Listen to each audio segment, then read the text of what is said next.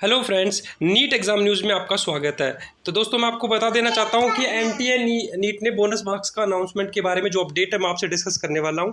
तो एनटीए ने क्या डिस्कशन किया है और नीट को लेके जो बोनस मार्क्स में किस सब्जेक्ट में कितने मिलेंगे। काफ़ी जगह ये डिस्कशन आ रहा है कि जो बोनस मार्क्स है वो 20+ मिलेंगे, किस क्वेश्चन पे मिलेंगे, बोनस मार्क्स ऑब्जेक्शन करने का क्या प्रोसेस है और एनसीईआरटी में आप कहाँ इस चीज़ को देख सकते हैं। इन सब चीज़ों को इस डिटेल में डिस्कस करेंगे।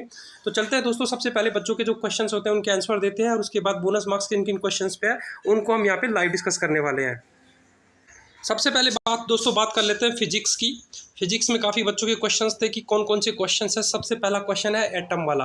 अगर आपने एटम वाला क्वेश्चन अटैम्प्ट किया है तो उसमें जो स्टेटमेंट का क्वेश्चन था उसमें बोनस मार्क्स मिलने की पॉसिबिलिटी और क्या क्या चांसेस है मैं आपको यहाँ पे बताने वाला हूँ। तो दोस्तों उसमें दो ऑप्शन आए थे। पहला ऑप्शन आया था कि atoms are electrically neutral as they contain equal number of the positive and negative charges.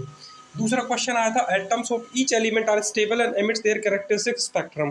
तो उसमें पूछा था कि कौन सा स्टेटमेंट है। तो दोस्तों अगर आपने के पास अगर ओल्ड एनसीईआरटी बुक है वो मैं आपको दिखा दूंगा थोड़ी देर में। अगर आपके पास ओल्ड एनसीईआरटी है तो उसके हिसाब से अगर देखा जाए तो इसमें बेसिकली जो इसका स्टेटमेंट है उस हिसाब से फर्स्ट ऑप्शन करेक्ट होता है कि पहला स्टेटमेंट भी करेक्ट है और दूसरा भी करेक्ट है। क्योंकि और अगर नई एनसीईआरटी जिसका सिलेबस चेंज हुआ है जिसमें से कुछ चैप्टर हटा दिए हैं उसको देखा जाए तो option third will be correct. अब उसमें क्या डिफरेंस है नई और उसमें। तो दोस्तों अगर आप एनसीईआरटी का ये स्टेटमेंट देखोगे ना, एटम्स ऑफ ईच एलिमेंट, यहाँ पे ईच है नई एनसीईआरटी में और पुरानी एनसीईआरटी में मोस्ट है। तो मोस्ट के केस में क्या हो जाता है कि you are not giving the confirmation on that one, you are just telling कि मोस्ट ऑफ द डन, सारे नहीं हो सकते।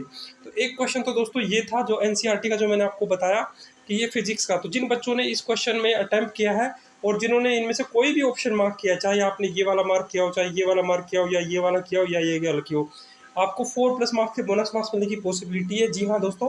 अब काफ़ी बच्चों के क्वेश्चंस ये थे कि जो बोनस मार्क्स मिलते हैं इसमें कंफ्यूजन है। कुछ फैकल्टी बोलती है कि बोनस मार्क्स के लिए क्वेश्चन अटेम्प्ट करना चाहिए और कुछ लोग बोलते हैं नहीं सबको मिलेगा। तो दोस्तों उसके जो रूल्स हैं वो मैं आपको यहाँ पे समझा देता हूँ।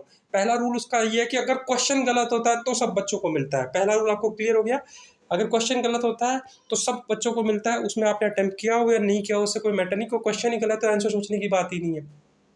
दूसरे ऑप्शन से आता है कि सारे ऑप्शन करेक्ट हो, क्योंकि आपको एक ही सेलेक्ट करना था लेकिन सारे ऑप्शंस करेक्ट हो तो उसमें +4 मार्क्स का बोनस उसी क्वेश्चन पे मिलता है जिसमें आपने जिसके सारे ऑप्शंस करेक्ट हो। तो उसमें उन बच्चों को मिलेगा who has attempted that particular question. तो यहाँ पे देखिए दोस्तों, +4 marks will be given awarded to the candidate who has attempted that particular question. तो ये उन्हीं बच्चों को मिलेगा।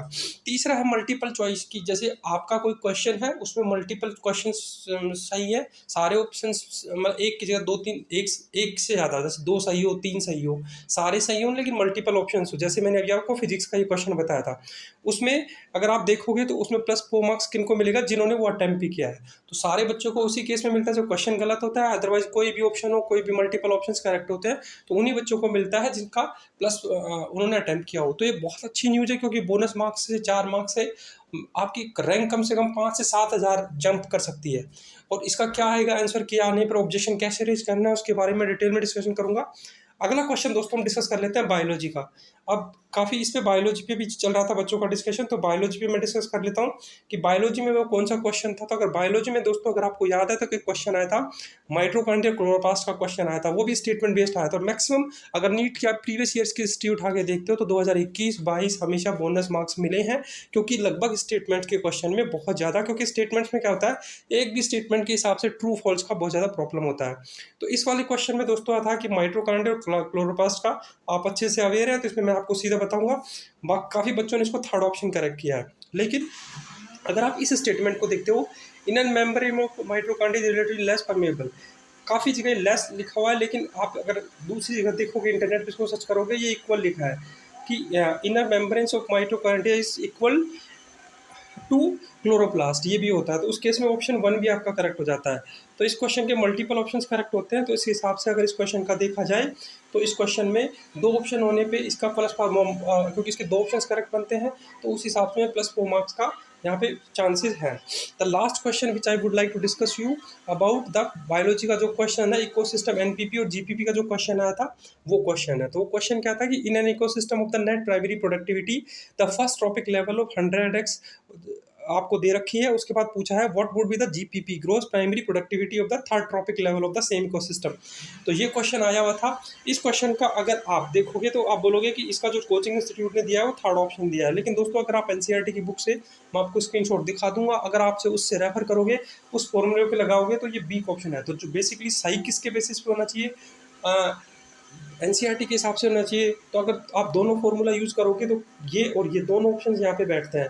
तो इस केस में इस क्वेश्चन में बोनस मार्क्स मिलने की सबसे ज़्यादा पॉसिबिलिटी है। तो मैंने आपको 3 क्वेश्चन बताए, एनपीपी और जीपीपी वाला क्वेश्चन बताया बायोलॉजी में +4 मार्क्स का। उसके बाद दोस्तों मैंने फिजिक्स में एक क्वेश्चन बताया एटम का, वो क्वेश्चन हो गया। और अभी मैंने आपसे माइटोकॉन्ड्रियल क्लोरोप्लास्ट का जो क्वेश्चन मैंने आपसे डिस्कस किया था, ये क्वेश्चन। तो कुल मिला के अगर देखा जाए तो ये 3 क्वेश्चन बनते हैं, तो 3 इंटू 4 कितना हो गया, 12। तो 12 बोनस मार्क्स मिलने की आपके पूरी पूरी पॉसिबिलिटी है। अब काफ़ी बच्चों के क्वेश्चंस और भी आ रखे थे, जैसे मैंने अब कई बच्चों ने अगर अगर देखा हो तो मैंने लास्ट वीडियो में भी बोनस का डिस्कशन किया था। तो बच्चों के काफ़ी कमेंट्स आ रखे हैं कि इसके अलावा केमिस्ट्री के 2 क्वेश्चन है, फिजिक्स में 1 क्वेश्चन और है जिस पे बोनस मार्क्स मिलने की पूरी पूरी पॉसिबिलिटी है। तो दोस्तों उसका भी मैं इवेल्यूशन कर रहा हूँ, मैं एनसीईआरटी की बुक में उसको देख रहा हूँ। जैसे उसका प्रूफ मिलता है I will put on in front of you. लेकिन दोस्तों याद रखना, आंसर किए आने के बाद ऑब्जेक्शन रेज करने का चांस मिलता है। अगर एनटीए उसका बोनस नहीं देता है तो you can raise your objection, और जो ऑब्जेक्शन रेज करेगा बच्चा उसी को बोनस मार्क्स मिलेगा। तो ये बहुत ज़्यादा आपके लिए सही होगा कि आप स्क्रीनशॉट लो, एनसीईआरटी की किस बुक का कौन सा चैप्टर है वो रेफर करना है ताकि आपको बोनस मार्क्स मिल सके। तो मिलते हैं दोस्तों नेक्स्ट वीडियो में, तब तक के लिए जय हिंद।